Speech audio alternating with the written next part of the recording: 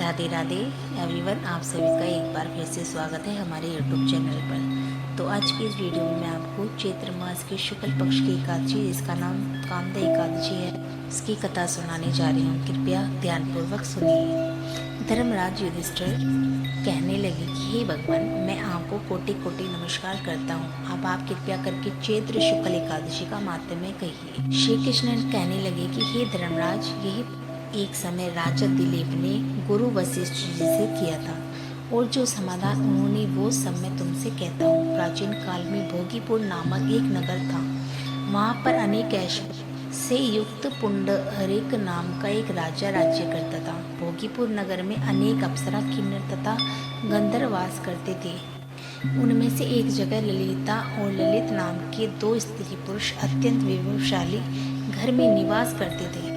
उन दोनों में अत्यंत स्नेह था, यहाँ तक कि अलग अलग हो जाने पर दोनों व्याकुल हो जाते थे। एक समय पुंडरीक की सभा में अन्य गंधर्वों सहित ललित भी गान कर रहा था। गाते गाते उसको अपनी प्रिय ललिता का ध्यान आ गया, और उसका स्वर भंग होने के कारण गाने का स्वरूप बिगड़ गया। ललित के मन के भाव जानकर काकरोट नामक नाग ने पद भंग होने का कारण राजा से कह दिया।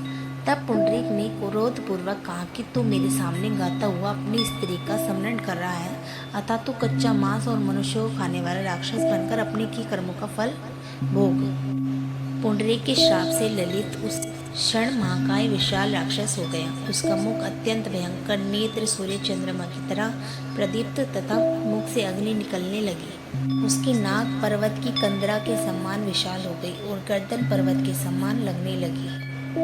सिर के बाल पर्वतों पर खड़ी वृक्षों के समान लगने लगी तथा भुजाएं अत्यंत लंबी हो गई। कुल मिलाकर उसका शरीर 8 योजन के विस्तार में हो गया। इस प्रकार राक्षस होकर वह अनेक प्रकार के दुख भोगने लगा। जब उसकी प्रियतमा ललिता को यह वृत्तांत मालूम हुआ तो उसे अत्यंत खेद हुआ, और वह अपने पति के उद्धार का यत्न सोचने लगी। वह राक्षस अनेक प्रकार के घूर दुख सहता हुआ घने वनों में रहने लगा।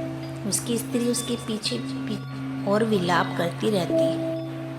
एक बार ललिता अपने पति के पीछे घूमती घूमती विंध्याचल पर्वत पर पहुंच गई, जहाँ पर श्रृंगी ऋषि का आश्रम था। ललिता शीघ्र ही ऋषि के आश्रम में गई और वहां जाकर विनीत भाव से प्रार्थना करने लगी।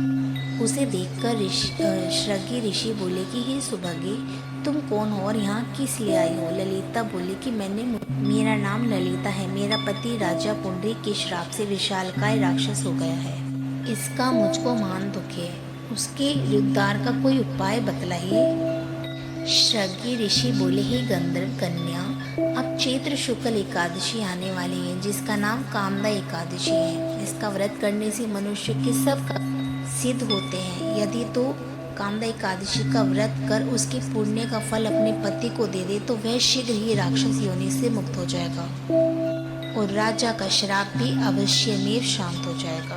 मुनि के ऐसे वचन सुनकर ललिता ने चैत्र शुक्ल एकादशी आने पर उसका व्रत किया, और द्वादशी को ब्राह्मणों के सामने अपने व्रत का फल अपने पति को देती हुई भगवान से इस प्रकार प्रार्थना करने लगी, हे प्रभु, मैंने जो ये व्रत किया है इसका फल मेरे पतिदेव को दे दे, जिससे वह राक्षस योनि से मुक्त हो जाए। एकादशी का फल देते ही उसका पति राक्षस योनि से मुक्त होकर अपने पुराने स्वरूप को प्राप्त हुआ। फिर अनेक सुंदर वस्त्राभूषणों से युक्त होकर ललिता के साथ विहार करने लगा। उसके पश्चात वे दोनों विमान में बैठकर स्वर्गलोक को चले गए। वशिष्ठ मुनि कहने लगे कि हे राजन, इस व्रत को विधि पूर्वक करने से समस्त पाप नष्ट हो जाते हैं तथा राक्षस आदि की योनि भी छूट जाती है।